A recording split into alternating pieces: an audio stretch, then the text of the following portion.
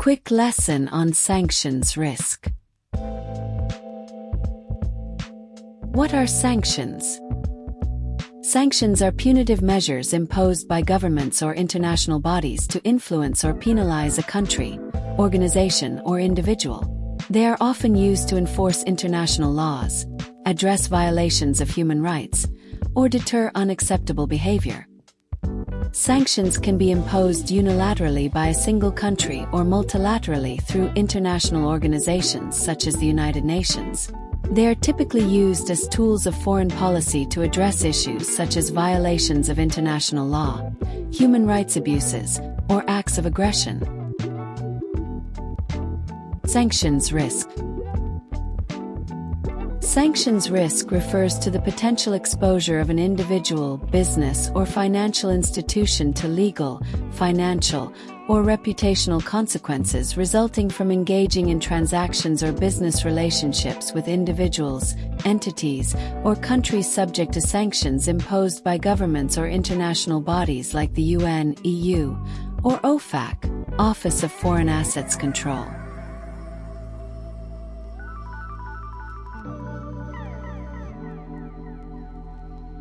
Types of sanctions. Economic sanctions. Restrictions on trade and financial transactions, such as embargoes on goods or services and restrictions on banking activities. These aim to disrupt the economic activities of the targeted entity. Trade sanctions. Bans or limitations on the import or export of certain goods and services to or from the targeted country or entity. These can affect specific industries or commodities. Financial sanctions. Freezing assets or restricting access to financial markets and services. This includes blocking bank accounts, credit lines, and investment opportunities. Travel sanctions. Restrictions on the travel or movement of individuals, including visa bans or travel prohibitions. These are often applied to government officials or individuals involved in specific activities. Military sanctions. Prohibitions on the sale or transfer of military equipment and technology. These are intended to limit the ability of a country or organization to engage in armed conflict or military aggression. Diplomatic sanctions. Reductions or severance of diplomatic relations, including the withdrawal of ambassadors or suspension of diplomatic agreements. These can isolate the targeted country or entity from international negotiations and cooperation. Sectoral sanctions. Targeted restrictions on specific sectors of the economy, such as energy, finance, or defense. These sanctions aim to impact particular industries without imposing a broad-based embargo.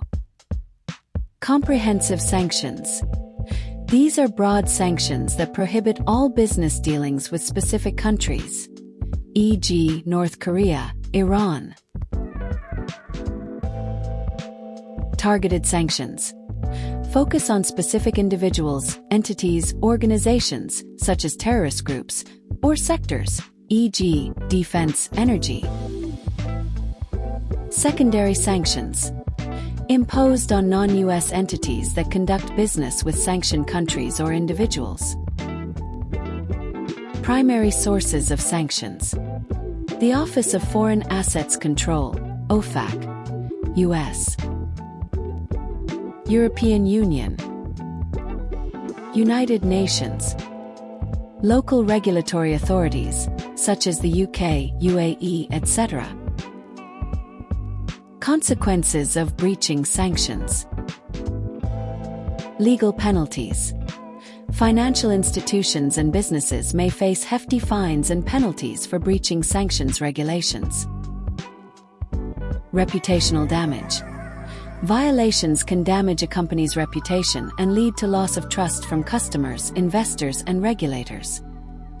Operational risks.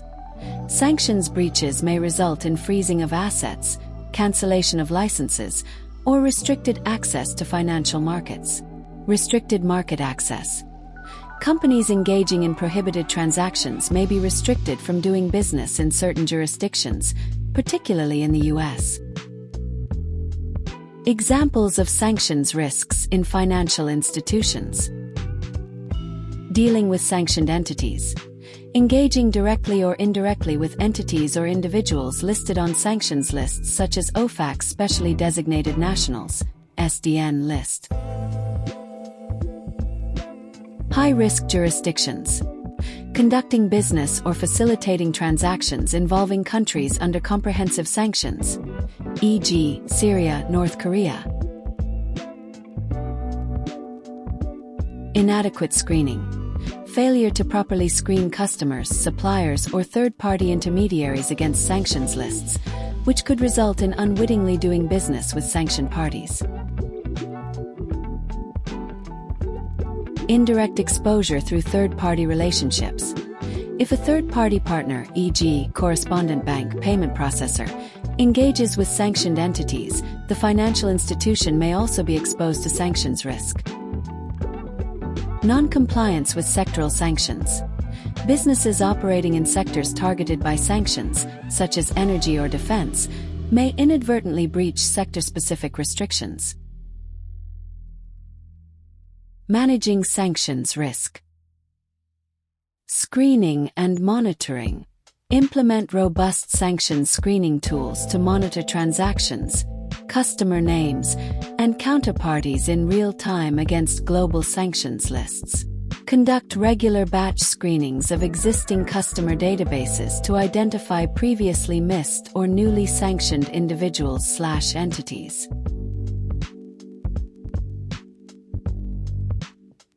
Enhanced due diligence (EDD). Apply enhanced due diligence for high-risk countries or customers, especially those located in or operating with jurisdictions under partial sanctions, e.g., Venezuela, Russia. Ensure ongoing monitoring of transactions involving high-risk sectors like oil, gas, and arms. Automated screening solutions. Use automated screening systems that integrate global sanctions lists and update regularly to ensure that all transactions are compliant with the latest sanctions regimes. Clear policies and procedures. Establish clear internal policies and sanctions compliance frameworks that define roles, responsibilities, and protocols for handling potential sanctions breaches. Training and awareness. Train staff on recognizing sanctions risks and understanding sanctions compliance obligations, including frontline teams, compliance officers, and executives. Audit and testing. Regularly audit sanctions compliance programs to identify weaknesses and ensure that controls are effective. Risk-based approach. Prioritize sanctions screening and compliance efforts based on risk profiles, such as the nature of business relationships, countries involved, and transaction values. Regularly update lists and rules. Ensure that sanctions lists are updated in real time to reflect changes in global regulatory frameworks.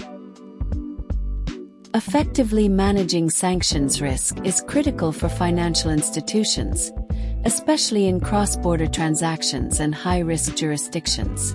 Continuous screening, clear compliance procedures, and awareness of regulatory updates are essential to mitigate potential sanctions breaches.